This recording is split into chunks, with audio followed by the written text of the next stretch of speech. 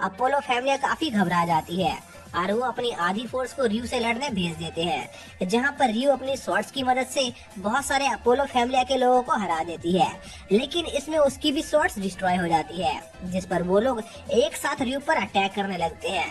लेकिन रियो काफी पावरफुल होती है और उनके ग्रुप के कैप्टन को हरा देती है और मौके का फायदा उठाकर मिकोटो अपोलो फैमिली के कैसल में घुस जाती है और अपने ग्रेविटी मैजिक की मदद से बहुत सारे लोगों को एक जगह पर जमा देती है।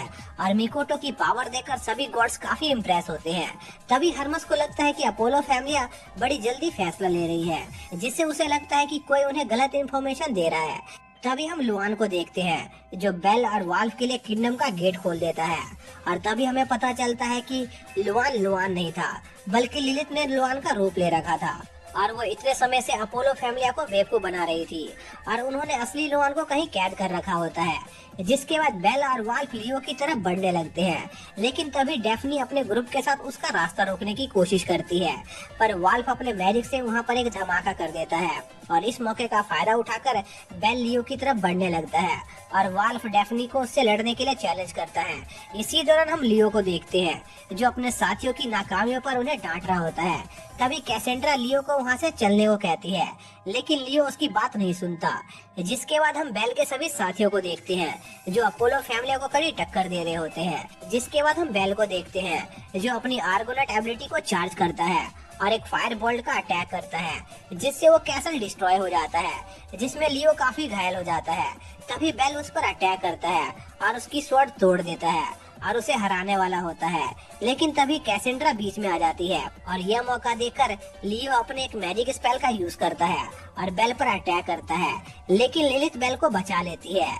तभी बेल देखता है कि वो अटैक उसका पीछा कर रही है और उसके मुंह पर एक्सप्लोड हो जाती है, जिससे बेल बहुत घायल हो जाता है और लियो उसे मारने जाता है, पर बेल उसके अटैक को डॉज करके उसे हरा देता है और हेस्टिया फैमिली उस वॉर गेम को जीत जाती है, जिस पर हेस्टिया इनाम के तौर पर अपोलो की सारी प्रॉपर्टी ले लेती है और उसे ओरानियो सिटी से निकाल देती है। जिसके बाद हेस्टिया फैमिली अपने नए बेस पर जाती है और अपना एक नया लोगो बनाती है। जिसके बाद वो लोग अपने जीतने की खुशी में पार्टी करने लगते हैं और इस दौरान हमें पता चलता है कि बेल लेवल 3 पर पहुंच गया है। जिसके बाद वो लोग उस पूरे कैसल में घूमते हैं जहां पर एक बहुत बड़ा बाथरूम होता है। तभी वाल्प देखता है कि उसके वेपन्स बनाने के लिए एक बहुत ही हाई फाई रूम है। जिसके बाद हम बेल, हेस्टिया और लिलिथ को देखते हैं जो आपस में इस कैसल के लिए मेड्स रखने का प्लान कर रहे होते हैं, लेकिन तभी उन्हें लगता है कि वो सभी मेड्स बेल से बहुत फ्लर्ट करेंगी, इसलिए वो इस प्लान को ड्रॉप कर देते हैं। तभी घूमते हुए बेल की नजर उनके बेस के बाहर खड़ी डेफनी और कैसेंड्रा पर जाती है जो वहां पर अपना पिलो भूल गई थी, जिस पर बेल उन्हें वो पिलो दे देता है और वो दोनों वहां से चली जाती हैं। जिसके बाद हम हेस्टिया को देखते हैं जो अपने फैमिली के लिए नए मेंबर्स ढूंढने के बारे में सोच रही होती है और अगले दिन बहुत सारे लोग हेस्टिया फैमिली को ज्वाइन करने आ जाते हैं, जो देखकर बेल और हेस्टिया काफी खुश होते हैं। इसी दौरान हम मिकोटो को देखते हैं जिसे अपने कपड़े नहीं मिल रहे थे। तभी मिकोटो को एक लेटर मिलता है जो हेफाइस्टस ने भेजा था, जिसे पढ़कर मिकोटो की हालत खराब हो जाती है। जिसके बाद हम हेस्टिया का सीन देखते हैं जो काफी शो ऑफ कर रही होती है। तभी मिकोटो वहां पर वही लेटर लेकर आती है, जिसे पढ़कर हेस्टिया का चेहरा नीला पड़ जाता है। तभी वाल्प उस लेटर को पढ़ता है और उस लेटर में लिखा होता है कि हेफाइस्टस ने बेल की जो नाइफ बनाई थी उसकी कीमत 200 मिलियन है और हेस्टिया फैमिली को वो सारे पैसे चुकाने होंगे। यह सुनकर बेल सदमे में चला जाता है और जो लोग हेस्टिया फैमिली को ज्वाइन करने आए थे वो भी वहाँ से भाग जाते हैं। जिसके बाद वो सभी लोग हेस्टिया को इस बारे में कन्फ्रंट करते हैं, जहाँ पर वो उनसे माफी मांगती है और हेस्टिया डिसाइड करती है कि वो लोग मिलकर इस लोन को चुका देंगे। तभी हम रात का सीन देखते हैं जहाँ पर चिजुरू मिकोटो से मिलने आई होती है और वो उसे कुछ बताती है, जिससे मिकोटो काफी शॉक हो जाती है। फिर हम कुछ दिनों का बाद का सीन देखते हैं जहाँ पर मिकोटो चुपके से कहीं जा रही होती है और बेल और उसके दोस्त उसका पीछा करने लगते हैं, क्योंकि उन्हें कुछ दिनों से मिकोटो का बर्ताव थोड़ा अजीब लग रहा था। तभी वो देखते हैं कि मिकोटो चिजुरू से मिलने आई थी। जिसके बाद वो दोनों रेड लाइट डिस्ट्रिक्ट की तरफ जाने लगते हैं जहाँ पर लड़कियाँ लड़कों का मन बहलाती थी, जो देखकर बेल शर्मा रहा होता है, लेकिन इसके बावजूद भी वो उनका पीछा करते हैं। तभी एक लड़की बेल से फ्लर्ट करने लगती है इसी दौरान वाल्फ देखता है कि कुछ लड़के मिकोटो और चिजुरू को परेशान कर रहे हैं, जिस पर वो उसकी मदद करने जाता है, पर बेल इसमें उनसे अलग हो जाता है। जिसके बाद हम देखते हैं कि वाल्फ और लिलित ने मिकोटो और चिजुरू को बचा लिया होता है और वो उनसे यहाँ आने का कारण पूछता है, जिस पर मिकोटो उन्हें बताती है कि वो यहाँ पर उसके एक बचपन के दोस्त को ढूंढने आई है, जिसे कुछ लोग जबरदस्ती यहाँ पर लेकर आ गए थे। जिस पर वो लोग मिकोटो और चिजुरू की मदद करने का फैसला करते हैं। तभी वो लोग गौर करते हैं कि बेल उनके साथ नहीं है। इसी दौरान हम बेल को देखते हैं, जिससे सभी लड़कियां मजे ले रही होती है और वो बड़ी मुश्किल से अपनी जान बचाकर वहां से भाग पाता है और बाहर जाने का रास्ता ढूंढने लगता है। तभी उसे वहां पर हरमस मिलता है, जो बेल को वहां देखकर काफी हैरान होता है और बेल को किसी को यह बात बताने से मना करता है कि वो यहाँ पर आया था।